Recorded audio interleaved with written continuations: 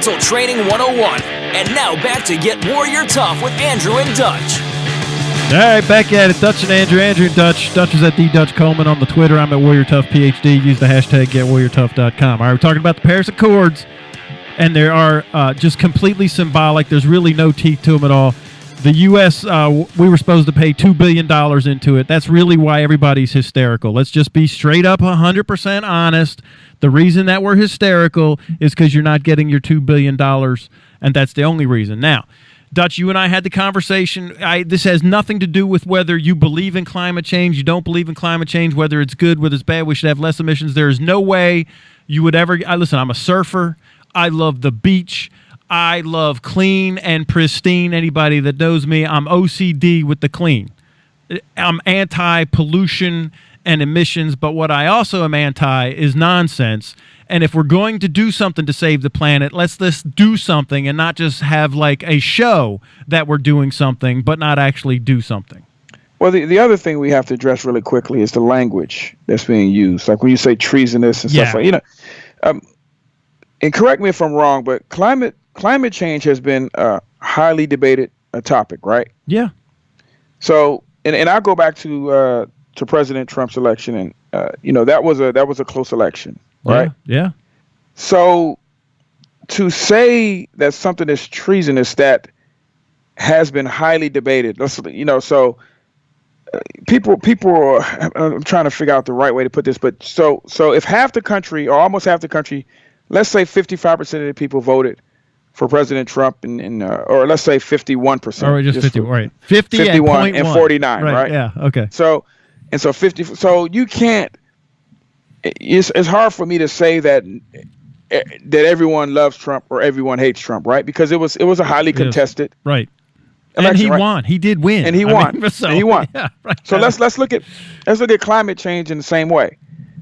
That's a highly contested argument or discussion, right? Yeah. So if it goes one way or the other, or if it gets turned off, or turned on or whatever, that's not treasonous.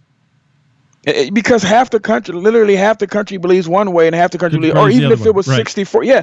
So this was a highly debated thing. So the thing that people can agree and disagree on is the process in the way it's handled, right?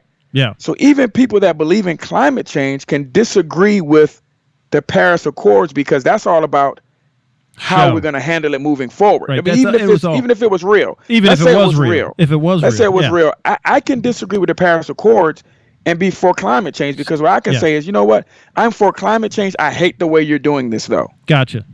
You see what I'm saying? Yeah, so when people say it's treasonous to get ridiculous. Out of there, that's nonsense. Yeah.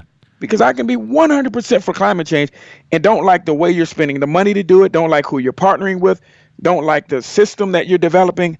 I don't like any of that. So what do you want to do? I'm for climate change, but I don't want to do it that way. Yeah, we want to do it this way. So you got a lot of people, including myself, who feel that way because my whole thing is the Paris Accords. So if you look at the whole deal, and like you said, that what the rest of the nation was more interested in was the $2 billion that the United States was supposed to invest, and I'm doing the air quotes in this process, right? So if we move out of that, what's to say we can't still live up to how we feel about climate change in our own way as a nation? And then as world leaders, people will then follow us, right? Right. So we haven't resigned as the leader. We should just be showing everybody how to do it and reducing our emissions, not have to pay the UN, the VIG, the protection money, and still do both, right? So, now I'm with you, man. I'm still questioning whether we are the leaders in this, right? Yeah, I don't know. Because if we were, we wouldn't need Paris. We would do our thing and explain to everyone how and why we're doing our thing and invite everyone to join along because we consider ourselves the world leaders in everything, even if it's not based in fact, we consider ourselves the world leaders. So what we can do is we can show it. We can say, you know what? We're not going to do the stuff you guys are talking about in Paris. We have a better way. This is what we're doing. Whether you guys do it or not, this is what we're going to do because we believe in climate change and how it's impacting the globe. And if you want to join in, because we're one of the largest countries as far as the impact with emissions, right? Yeah. We're one of the. Yeah. So we can say this is what we're going to do. this is how we're going to impact the globe, and then you can join in with us. Right. Yeah. And we don't have to pay $2 billion. Yeah. Right. No, I'm with you. And so I'll say this. So like the mayor of Pittsburgh said, well, we're still going to do it. Okay, that's great, man. I think you should do it.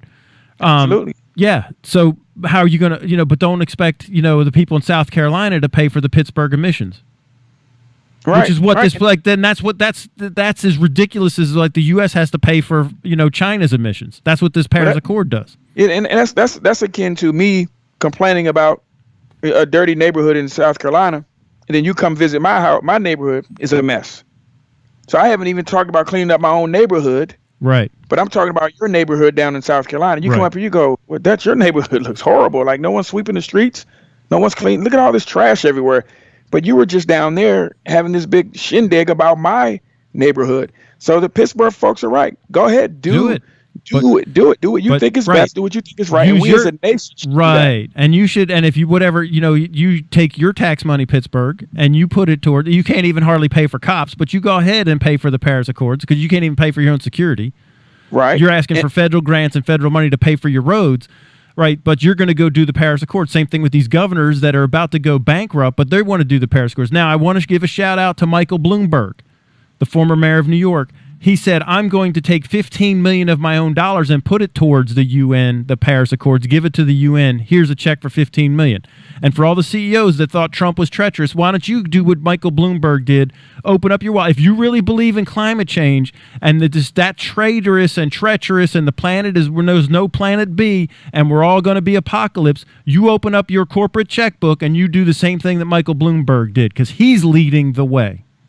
Or check this out. I mean, just the same way Pittsburgh's doing it. Yeah. If you want your city right, then you do it.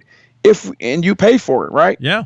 So by the same token, if we want our country right, then we take our resources and we fix our impact. Right.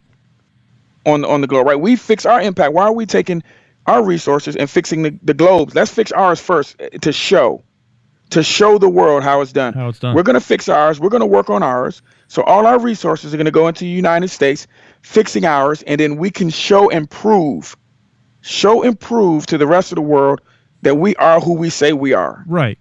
And then everyone can jump in line if they like. And every corporation that thinks that we have to have these then you do listen, you're a CEO, you're the board of directors, you're the chairman of the board or whatever. You're in charge of your little piece of the planet, your little empire. The multi-billion dollar, Apple, Google, Tesla, then you do you. This is what my wife tells our kids. You do you. Like, stop worrying about everybody else is doing. You do you. How about you, like you just said, Dutch, you fix you, and then you could show everybody else this is how we did it. Mm-hmm. And this isn't about whether you agree with climate change or not, because that's really not even relevant to the process. The process is you do you. Ground zero leadership. You start with the piece that you can do, whether it doesn't matter whether it's climate change or picking up litter or whatever it is in your neighborhood. Safety, security, neighborhood watch, right? We're tired of all the, the shootings in Chicago, neighborhood watch, right? Or anyway, it doesn't matter whatever problem you're facing, insert here. The process is the same. You do you and you fix your corner. Right. And so this is where I come at leadership. Yeah. And I'm going to use the United States leadership as my guinea pig, right? Okay. But I'm talking leadership across the board. Right. I believe the leadership of the United States needs to do a better job of explaining to the people, because you don't have to like it. You elected me. You giving me this responsibility to lead you, right? So I'm gonna sit down in front of that camera and I'm gonna say, look, this is what we're gonna do. We have the DC Accords. This is what we're gonna do. Man. We should have some DC Accords. Exactly. This is what we're gonna do for our nation. These are the standards we're going to set. This is how we're going to do it for our nation. Yeah. All that money that we would have had to pay to Paris, we're going to take whatever percentage of it is that was going to impact us, and we're going to show the world how it's done. And we're going to invite everyone to jump on with us, because now I've sat down and I told you that this wasn't about disagreeing with your climate change. This is about me communicating to you what's going on, and I think that's where the failure in leadership occurred. I'm 100% with that right there. We just the leadership right now keeps shooting itself in its foot. And who can dispute that, Andrew? If I'm the leader and I come out and I say, We're still giving you what you want. Right. We're just doing it but we're like not this. doing it the way you want. Yeah. And you elected me. And we're going to hit all these standards Right. that you've communicated to me, or we're going to find these compromises and all these different standards, and we're going to bottle them up, and we're going to do our own accords. Yep. But I got to communicate that, because there's not a person that can then come to me and go, well, why aren't you helping so and so? Why aren't you helping? And say, okay, we may help so and so in the future, but wouldn't it be nice if we helped ourselves first? Right. As we can make our own selves, our own nation, the guinea pig. I'm with you, man. And show people how it's done. That's leadership. No, you're 100%. I don't even think it even crossed their minds, to be honest with you, man. That's my truth. That's an opinion. But it just doesn't seem like that even crossed their mind. But yes. I mean, how are you going to be mad at that? Because it's well reasoned. Here's really what this is, and again, we're unplugged. So I'll give you the reason that stirs all this chaos and this drama and even the hatred and hysteria is because we don't know that there is an actual process going on in Washington, not just with Trump, but with both sides of whatever the aisle, the establishment. We the people have been left behind, and we don't trust that what they're doing is going to be good for us. It's always good for them, but it doesn't really translate all the way down the line. It's a bunch of symbolic and rhetoric and talk and all that, just like the Paris Accords is a bunch of symbolism. And it's a headline, it's a photo op, and then we move on to the next thing. But all of us down here, living our lives as just regular citizens, don't really see the benefits of what we're supposed to see. Of, hey, this is why, and it's not communicated, and it's just not executed on our level. No question. And listen, I know we're right up on the end of the show, but, I worked as a federal agent on Capitol. I was U.S. Capitol Police. I worked for the Congress. I worked for the legislative branch. We're the only law enforcement agency in the country that works for the legislative branch. Everybody else is executive. The health care for Congress was outstanding. The health care for the rest of the country, not so much. And let me tell you, even right now, however the health care is a mess, I guarantee you the health care in Congress is still outstanding. Because they're going to take, and that's why people are so upset. Because it's always been, and it's really turning into, and again, just unplugged. This is my opinion. I don't have science behind it, guys. I'm just telling you my opinion, that it's really turning into, like that pre-French Revolution thing where you have the ruling class and the serfs and everybody else. And if you're not in one of the elites, then too bad for you. And everybody, and the elites have it's let them eat cake. They have no idea what the rest of the country goes through. And we don't have to tell you how that ends. No. If you have any Roman any Empire, history, the French Revolution. I mean, even the American Revolution. That's what the American Revolution was. We were tired. People just they were just had enough. And I would like to leave everybody with this thought. Let's dial down the hatred and the vitriol. It's hurting each other. We're literally inflicting physical pain. That's how our brains receive it and register it. Can we just kind of ramp it down? And I don't care if you stop the blame game and all that. Everybody has to do themselves, just like we said with the Paris Accords. Start with you.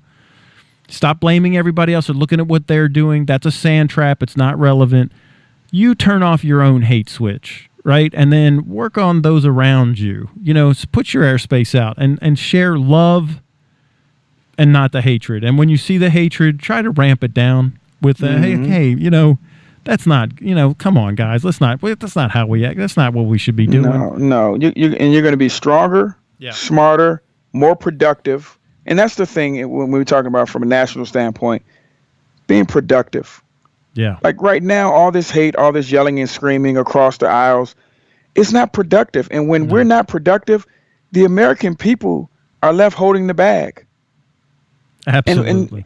And that's not good, because we are the nation. The nation is about the people. It's about the citizenry, right? Yeah. And we're left to hold the bag, and there's no fun. So the problem is the problem, which is us, and the solution. The good news is the solution is us. Right. We're both the problem in this. Right. So right, exactly. because we're the ones providing the vitriol. We're the ones providing. No matter what the leadership is doing. Right. We're more than the leadership. We're even more. We outnumber them greatly. That's and that's how the country was set up, Dutch, that it would be a government by the people for the people. So it doesn't matter what we don't have to take our cues from the leadership to ramp up rhetoric or vitriol or hatred. Right. Stop reacting to it and take your own leadership role. And if we the people become more in control of ourselves and have a process, become more productive, it's going to push up. It's going to push up and challenge the leaders. First of all, the leaders aren't going to be there, because if we begin doing all those things, we're going to begin being represented by a different type of leader, because we're going to begin to elect differently someone from the mold that we have built ourselves in, right? So we're not going to have those guys there. So we're the problem, because right now we're a mess. We the people are a mess. So who we elect is our fault. Those folks are a mess. But the good news is we're the problem. We're the solution. So if we begin to fix ourselves, better ourselves, make ourselves better as a citizenry, then those who we elect by default will become better, because they will be a better reflection of who we are, i.e. we're the problem, we're the solution. Can't say it any better than that.